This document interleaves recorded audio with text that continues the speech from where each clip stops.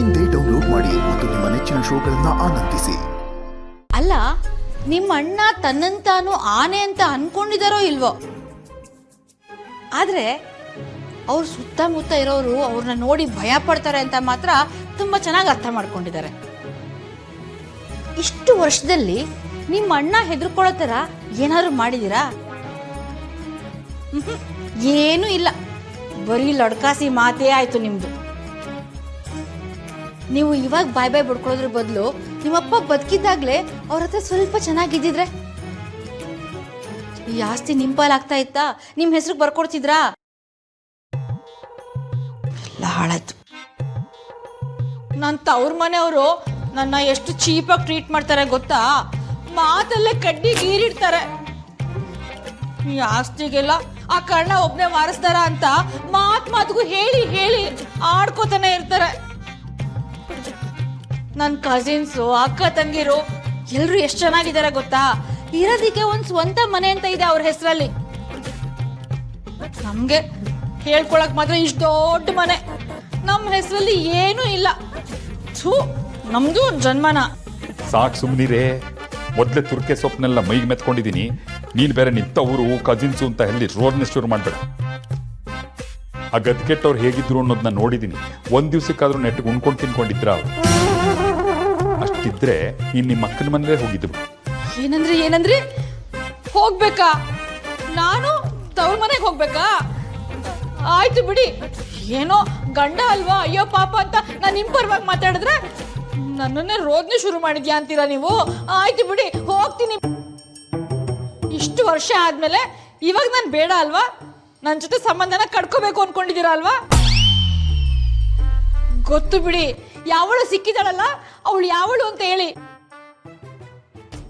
ಯಾವಳ ಜೊತೆ ಸಂಬಂಧ ಇಟ್ಕೊಂಡು ನಾನು ಬೇಡ ಅನ್ನೋದಲ್ಲ, ಅವಳು ಯಾವಳು ಅಂತ ಹೇಳಿ ನಾನು ಆಮೇಲೆ ಹೋಗ್ತೀನಿ. ಅದೇನ್ ಬಾಯೋ ಬೊಂಬಾಯೋ? ಯಾರು ಕೇಳಿಸ್ಕೊಂಡ್ರೆ ಏನ್ ಅನ್ಕೊಳ್ತಾರೆ ನನ್ನ ಬಗ್ಗೆ? ದಿನ ನೋಡೋದಿಲ್ವಾ ಸೀರಿಯಲ್ಲು ನ್ಯೂಸು ಅಂತ? ಹೆಂಡತಿ ಆದವಳು ತನ್ನ ಗಂಡ, ಮಕ್ಕಳು, ಅತ್ತೆ ಮಾವ, ಮನೆ ಸಂಸಾರ ಅಂತ ಎಲ್ಲರೂ ಚಾಕ್ರಿ ಮಾಡ್ಕೊಂಡು ಬಿದ್ದಿರ್ತಾಳೆ. ಮಕ್ಕಳು ಮದುವೆ ವಯಸ್ಸಿಗೆ ಅಂತ ಬಂದಿರ್ತಾರೆ. ಆದ್ರೆ ಗಂಡ ಆದವನು ಹಿತ್ಲು ಬಾಗ್ಲಲ್ಲಿ ಹೋಗಿ ಬೇರೆಯವ್ರ ಜೊತೆ ಸಂಬಂಧ ಇಟ್ಕೊಂಡಿರ್ತಾನೆ. ಇಂಥದ್ದು ಎಷ್ಟು ಕಥೆಗಳು ನೋಡಿಲ್ಲ ಹೇಳ್ರಿ, ಯಾರ ಜೊತೆ ಸಂಬಂಧ ಇಟ್ಕೊಂಡಿದ್ದೀರಾ ಹೇಳಿ? ಲೇ ಅದನ್ನ ನೋಡ್ಕೊಂಡು ಹಿಂಗೆ ಆಡ್ತಿದ್ಯಲ್ಲೇ ದಡ್ಡಿ. ಅದಕ್ಕೆ SSLC 3 ಸಲ ಮುಗ್ರಿಸಿದ್ ನೀನು. ಅವತ್ತು ನೀವೊಂದು ಸಿನಿಮಾ ನೋಡ್ತಿರುವಾಗ ಬಾರೇ ನೀನು ಸಿನಿಮಾ ನೋಡ್ಬಾರೆ ಅಂತ ಕರೆದ್ರಲ್ಲ, ನಾನು ಅವತ್ತೇ ಅರ್ಥ ಮಾಡ್ಕೋಬೇಕಾಗಿತ್ತು ನೀವ್ಯಾಕೆ ನನಗೆ ಅಂತ ಸಿನಿಮಾ ತೋರಿಸ್ತಾ ಇದ್ದೀರಾ ಅಂತ. ನೀವು ಹೇಳಿದ ಸೂಕ್ಷ್ಮತೆ ಅರ್ಥ ಮಾಡ್ಕೊಳ್ತೀರಾ? ಯಾಮಾರ್ಬಿಟ್ಟೆ, ನಾನು ಮೋಸ ಹೋಗ್ಬಿಟ್ಟೆ. ಯಾಕೆ ಹಿಂಗಾಗ್ತದೆ? ನಾನು ಅಣ್ಣನ ಹತ್ರ ಮಾತಾಡಿ ಟೆನ್ಷನ್ನಲ್ಲಿ ಬಂದ್ರೆ ಈ ಎಡವಟ್ರಾಣಿದು ಕರ್ಮ. ಗೊತ್ತು ಹೋಗಿ.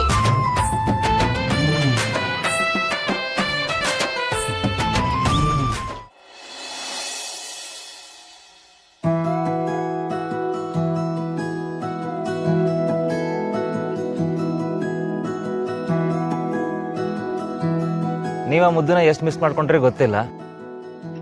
ಮುದ್ದು ಅಂತ ನಿಮ್ಮನ್ನ ತುಂಬಾ ಮಿಸ್ ಮಾಡ್ಕೊಂಡಿರ್ತಾನಲ್ವಾ?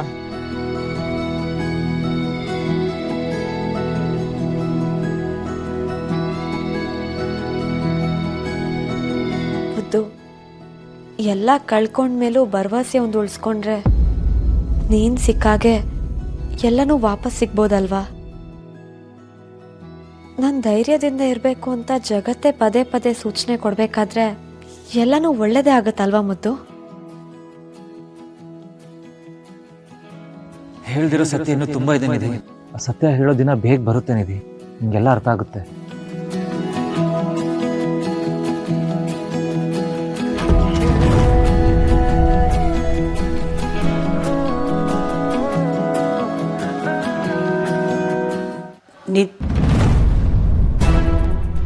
ಅಜ್ಜಿ,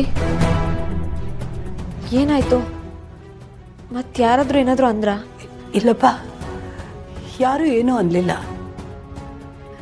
ನಾನೇ ಬೇರೆ ಯಾವುದೋ ಯೋಚನೆಯಲ್ಲಿದ್ದೆ ಅಷ್ಟೆ. ನಾನೊಂದು ದೊಡ್ಡ ನಿರ್ಧಾರ ತಗೊಳ್ತಾ ಇದ್ದೀನಿ. ನೀನು ನನ್ನ ಜೊತೇಲಿ ಇರ್ತೀಯ ಅಲ್ವಾ? ಏನು ನಿರ್ಧಾರ? ಅದು ನಿಧಿ, ನಾವಿಲ್ಲಿದ್ದು ಸಾಕು ಕಣಮ್ಮ. ನಾವಿಬ್ರು ಮಾರಿಗುಡಿಗೆ ಹೊರಟೋಗೋಣ.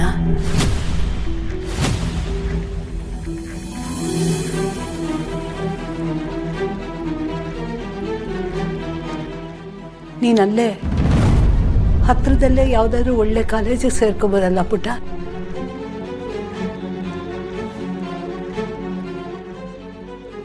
ಅಜ್ಜಿ, ನನಗೆ ಗೊತ್ತು ಪುಟ್ಟ, ಇಲ್ಲಿಂದ ಹೋಗೋದಷ್ಟು ಸುಲಭ ಅಲ್ಲ ಅಂತ.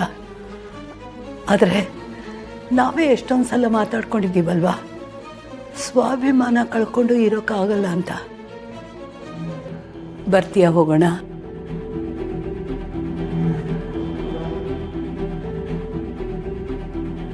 ಈಗಷ್ಟೇ ಭರವಸೆ ಉಳಿಸ್ಕೊಳ್ಳೋ ಮಾತಾಡಿ ಮತ್ತ್ಯಾಕೆ ಈ ಪರೀಕ್ಷೆ ಕೊಡ್ತಿದ್ಯಾ ಮುದ್ದು?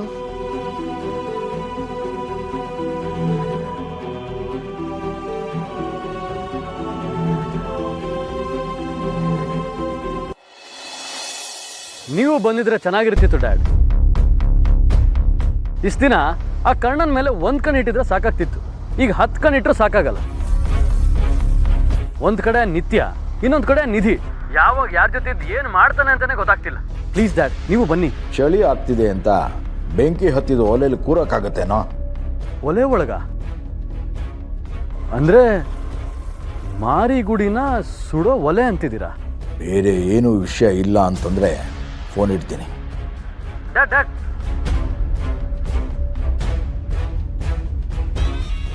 ನೀವು ಕೋಪ ಮಾಡ್ಕೊಳ್ಳಲ್ಲ ಅಂದ್ರೆ ನಾನು ನಿಮ್ಮೊಂದು ವಿಷಯ ಕೇಳ್ಬೋದಾ? ನೀವು ಯಾಕೆ ಮಾರಿಗುಡಿ ಹೆಸರು ಕೇಳಿದ್ರೆ ಅಷ್ಟೊಂದು ಅಪ್ಸೆಟ್ ಆಗ್ತೀರಾ?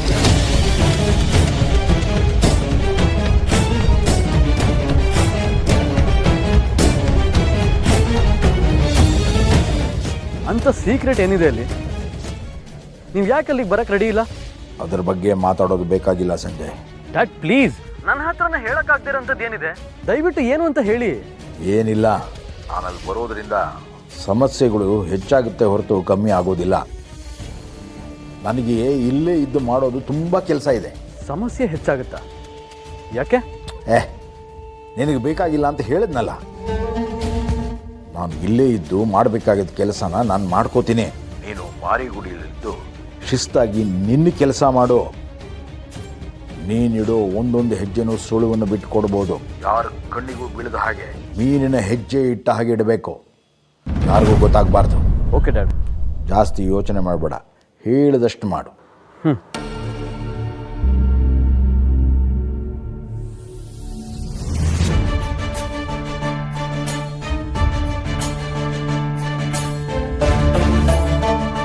ಆ ಮಾರಿಗುಡಿಗೆ ನಾನು ಯಾವತ್ತೂ ಕಾಲಿಡಬಾರ್ದು. ಹಳೆ ನೆನಪುಗಳೇ ಓದ್ಕೊಂಡಿರೋ ಊರಿಂದ ನಾನು ದೂರ ಇದ್ದಷ್ಟು ಒಳ್ಳೆಯದು.